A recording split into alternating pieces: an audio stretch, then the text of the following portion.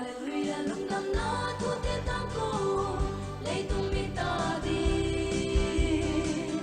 ban me lo wa hong ki khai pa tung lung dam na la thak te sa ni Hallelujah lung nam na thu te tang ko at ton tung nun tam na inga thei den na ding Asisa nong rong ke so hi si bang san sa kamo na den kalanya kithan so wa ka khel na den kem teu te song hong mai sak zo tu ni ke ka swak ta ke hong mun kya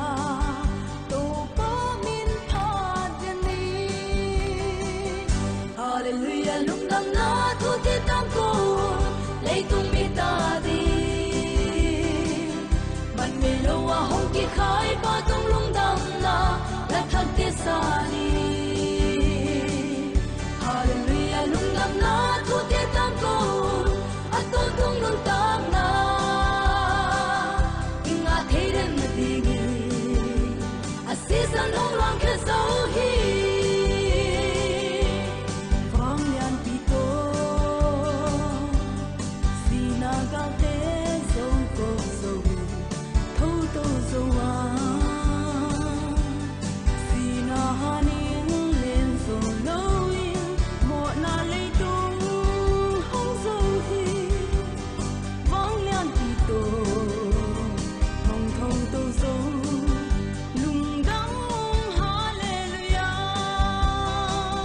Hallelujah lung nam na thu te tang ko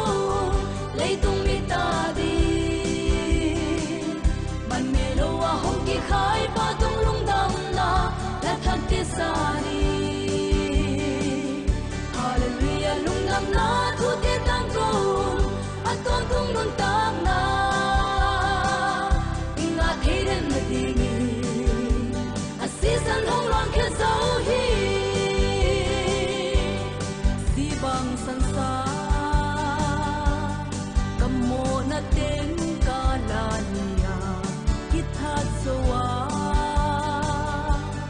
ka khel na ten khem peu te zong hong mai sak zo tu ni ke ka swat ta ke hong hon kya to ba min pha ten ni Hallelujah lung nam na thu te tang ko lei tung mi ta di man me lo wa hong ki khai pa tung lung dam na la thak te sa ni Hallelujah lung nam na thu te tang ko at ton tung nun tam na inga thei den na ding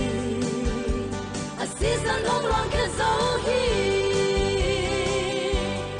vang lian pi to si na gal te so kop so win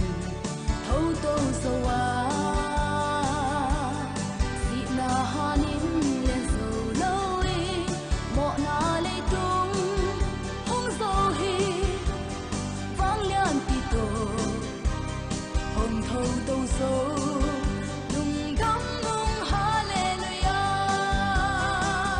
Hallelujah lung nam na thu te tang ko lei tung mi ta di man me lo wa hong ki khai pa tung lung dam na la thak te sa ni Hallelujah lung nam na thu te tang ko at ton tung nun tam na inga thei den na ding asisa nong rang ke so hi Hallelujah lung nam na thu te tang ko lei tung mi ta di man me lo wa hong ki khai pa tung lung dam na la thak te sa ni Hallelujah lung nam na thu te tang ko ni ki swak ta zo wi tun kham wan na nei kin tang kan nun sun to pa phat den ni tun kham wan na nei kin tang nun sung to pa paten ni